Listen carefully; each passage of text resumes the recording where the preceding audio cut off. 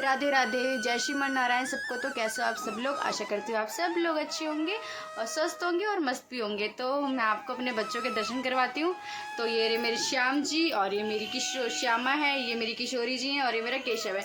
तो आप सभी को मेरे बच्चों की साइड से भी राधे राधे। पूरी जानकारी के लिए हमारी वीडियो को अंत तक ज़रूर देखें ताकि आपको पता चल सके कि मैंने लड्डू गोपाल जी के बारे में कौन सी जानकारी दी है। और अगर आपको हमारी वीडियो अच्छी लगे ना तो आप कमेंट में राधे राधे भी ज़रूर बोलें। आज मैं आपको बताने वाली हूँ, आज की जो मेरी वीडियो है इस बारे में कि हम लड्डू गोपाल जी को भोग कैसे लगाएं, दिन में कितनी बार भोग लगाएं और किन किन चीज़ों का भोग लगाएं। तो मैं सुबह से स्टार्ट करूँगी। जैसे सुबह से दिनचर्या होती है ना लड्डू गोपाल जी की, तो मैं वहाँ से आपको बताऊँगी। तो हम जब सुबह लाला को, अपने बच्चे को उठाएं तो लल्ला को ना आराम से उठाना है। मतलब एकदम से लाला को उठा के नहीं बिठाना, लाला को उठाना है, लाला के पैरों पे मसाज करते हुए, लाली के पैर दाबते हुए, लाला के पैर दाबते हुए लाला को उठाएं। उठा के लाला को बैठाएं। उसके बाद 5 या 10 मिनट लाला को आप थोड़ा ऐसे बैठे रहने दो। उसके बाद लड्डू गोपाल जी को पानी पिलाओ। पानी पिलाने के बाद आप उनको 15-20 मिनट बाद नहलाओ। बच्चे को उठाते तुरंत नहलाना नहीं है, बाबू को उठाओ, बाबू को पानी पिलाओ, फिर बाबू को थोड़ा रेस्ट करवाओ 15 से 20 मिनट, फिर आप अपने बच्चे को नहलाओ, लड्डू गोपाल जी को नहलाओ।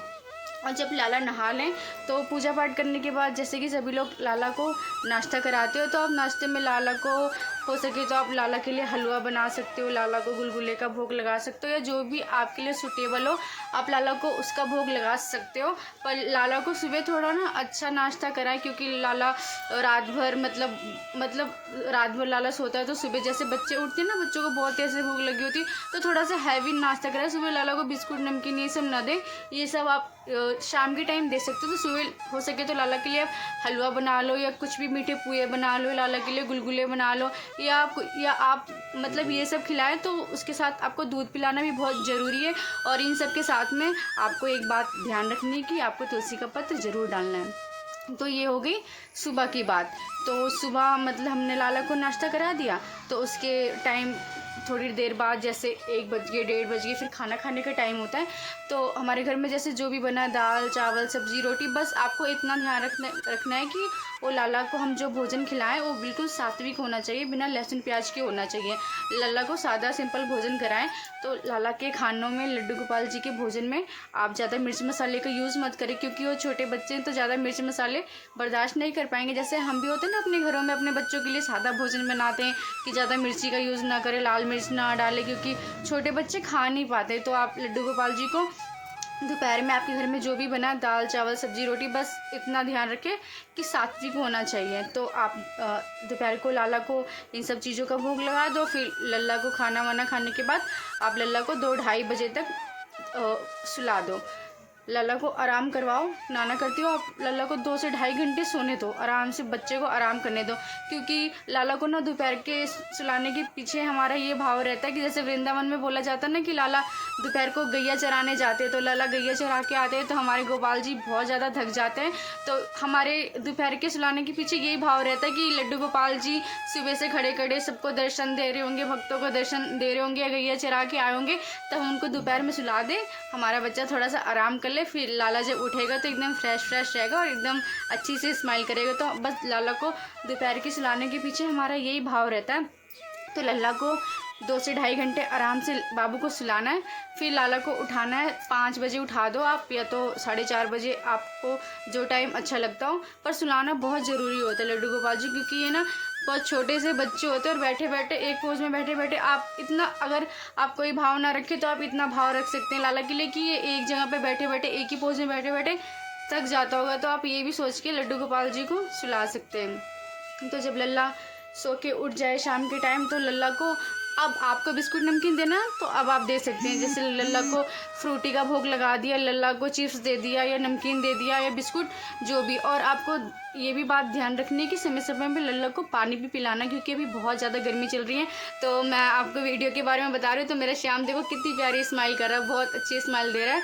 तो लड्डू गोपाल जी को शाम को हाँ, आपका मन हो तो आप चाय भी दे सकते हो, आपका मन है तो आप आलू के पकौड़े भी लड्डू गोपाल जी के लिए बना सकते हो। अगर आप कुछ नहीं बना रहे हो तो आप लाला को फ्रूटी दे सकते हो, नमकीन बिस्किट फ्रूटी। और शाम के टाइम सबसे पहले जब उठाओगे ना, तो पानी दे दो। उसके बाद आपको जो भी नाश्ता कराना है तो लड्डू गोपाल जी को नाश्ता करा दो।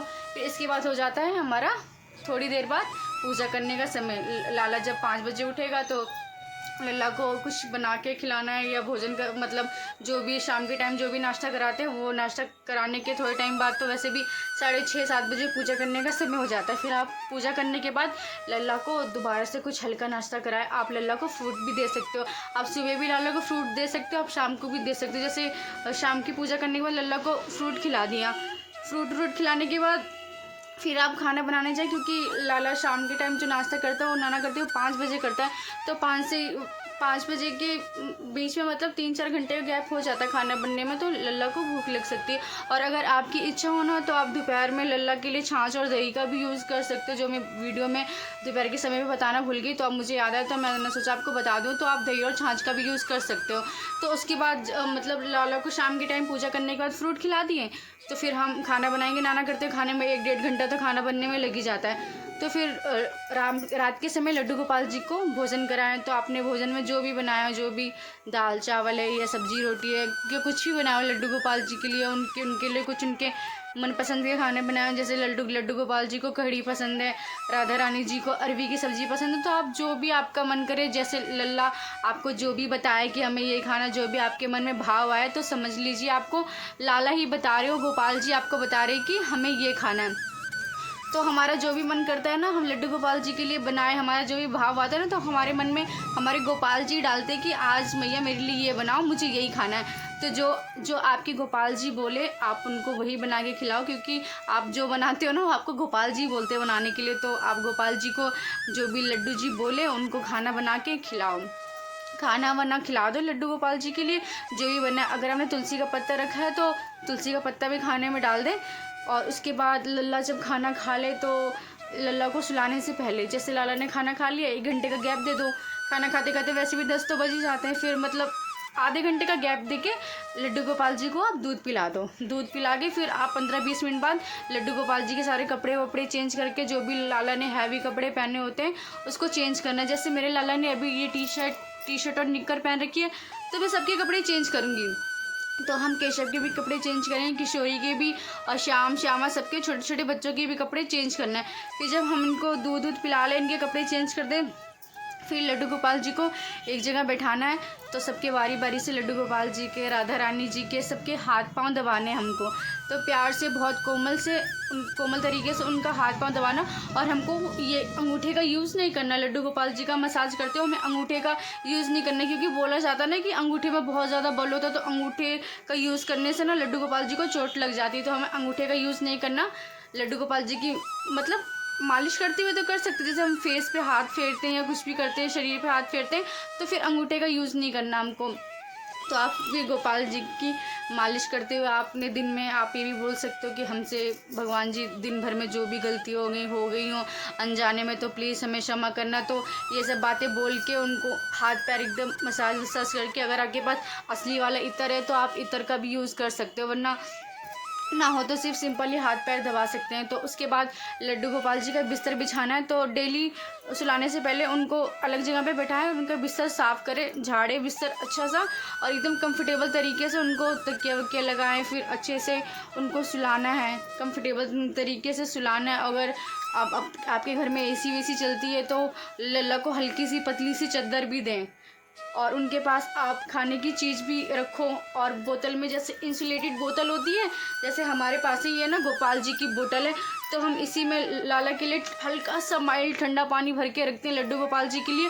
और अपने बाबू को ये बता देते कि लड्डू गोपाल जी ये आपका पानी है, या उनके पास जो भी खाने की चीज़ रखते हैं। लाला को आप जो भी दो ना उनको बताओ, नहीं तो लाला छोटा है, कहीं लाला ढूंढ ना पाए, या लाला तो आपको जगा के पूछेगा नहीं कि मैया आपने ये क्या रखा है। तो लड्डू गोपाल जी को हमको बताना है, तो लाला को बताना है और फिर लाला को बाय बोलना है कि लड्डू गोपाल जी आपको शुभ रात्रि, हम सोने जा रहे हैं। तो सुबह आपकी सेवा में फिर से हाजिर होंगे। तो आशा करती हूँ आज की टॉपिक में यही था, वीडियो का मतलब यही सब बताना था आपको। तो आशा करती हूँ आपको मेरी वीडियो अच्छी लगी हो। तो अगर आपको हमारी वीडियो अच्छी लगी हो तो प्लीज़ हमारी वीडियो को लाइक करें, हमारे चैनल को सब्सक्राइब करें और कमेंट में राधे राधे ज़रूर लिखिए। तो आप सभी को राधे राधे, जय श्रीमन नारायण।